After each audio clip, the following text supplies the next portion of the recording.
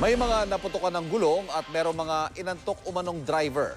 Yan ang mga sinisilip ni Sanhi na magkakahiwalay na disgrasyang ikinasawi ng 6 na tao. Nakatutok si Katrina So. Nayupi at nasira ang kaliwang bahagi ng kotseng ito matapos bumangga sa motorsiklo at gate ng isang bahay sa Manapla, Negros Occidental. Patay ang mga sakay na sina Angeles Salmorin, Dolores Granada at Delina Abana, pati na si Jel Juridi Labrado na nakatayo sa gilid ng motorsiklo. 2 iba pa ang sugatan. Sa tingin ng pulisya, nakaidlip ang driver ng kotse na si Froilan Samiliano. Pero sabi ni Samiliano, madilim kaya hindi niya nakita ang nakaparadang motorsiklo. Nakadetine na siya sa istasyon ng pulis.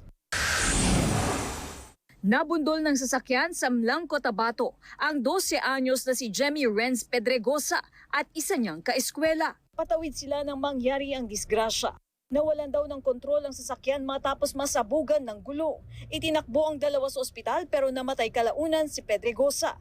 Hawak na ng pulisya ang driver ng sasakyan na si Juanito Declarador.